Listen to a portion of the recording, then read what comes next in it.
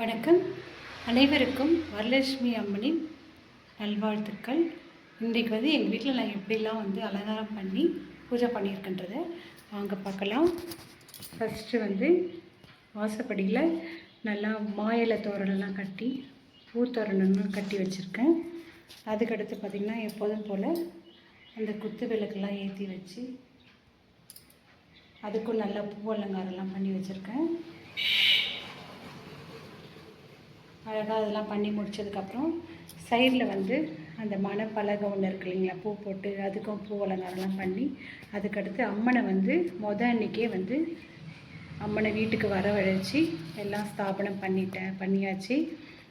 இந்த முறை பார்த்திங்கன்னா எனக்கு எல்லாமே மறு குழந்து பாருங்கள். பேசிகிட்டு இருக்கும்போதே அம்மன் அருள் எனக்கு புரிஞ்சுதான் நான் நினைக்கிறேன். ரொம்ப சந்தோஷமாக இருக்குது.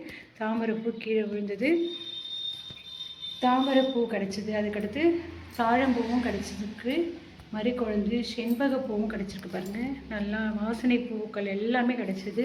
மல்லிகைப்பூ, முள்ளரும்பு இதே போல் எல்லாமே கிடச்சிது. பார்த்தீங்களா, நல்லா குத்து விளக்கு நல்லா அலங்காரம் பண்ணி நடுவில் ரோஸ்லாம் வச்சுருக்கேன். கோலம் கீழே போட்டால் தெரிய மாட்டேங்குது. தட்டிலேயே ஒரு நல்லா அழகாக ஒரு கோலம் போட்டாச்சு. நல்லா தூப தீபம்லாம் காட்டி நல்லா அதுக்கு பூஜையெல்லாம் பண்ணியாச்சு. அதுக்கடுத்து இது எங்கள் குலதெய்வத்தை நினச்சி தண்ணிலாம் வச்சு அதுக்கு ஒரு பூ அலங்காரம்.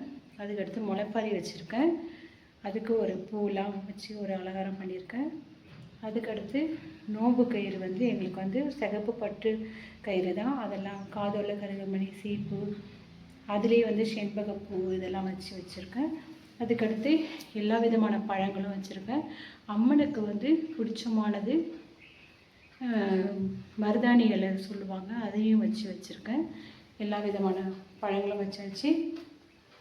அதுக்கடுத்து இந்த பக்கம் பார்த்தீங்கன்னாக்கா சாமிக்கு பிடிச்ச அம்மனுக்கு பிடிச்ச வளையல்லாம் வச்சுருக்கேன்.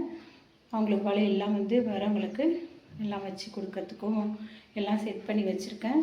அம்மனுக்கு நான் சிம்பிளாக சின்னதாக பாவாடை அலங்காரம் தான் போட்டு பண்ணியிருக்கேன். அதனால் புடவையை இங்கே தனியாக வச்சு படைச்சாச்சு. கூடவே எல்லாம் கவர்லேயே கொஞ்சம் போட்டு வச்சுருக்கேன். தனியாகவே ப்ளவுஸ் பிட்டு, வெத்தலை பாக்கு, பழம் இனிமேல் தான் அதில் எடுத்து வைக்கணும். பூ, மஞ்சள் கயிறு, மஞ்சள் குங்குமம் எல்லாமே தனியாக வச்சாச்சு. அதுக்கடுத்து நித்திய விளக்குலேயும் பூ அலங்காரம் பண்ணி இதுவும் ஏற்றி வச்சுருக்கேன்.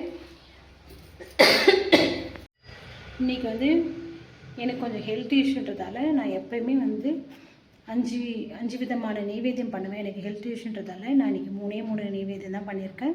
சக்கரை பொங்கல், இன்றைக்கி மோர் களி பண்ணுவாங்க, அதுதான் விசேஷம். வடை, இது 3 தான் அன்றைக்கி அம்மனுக்கு நெய்வேத்தியமாக செஞ்சு வச்சு நான் படைச்சிருக்கேன். எல்லாருக்கும் வரலட்சுமியின் அருள் பரிபூர்ணமாக கிடைக்கட்டும். தேங்க்யூ.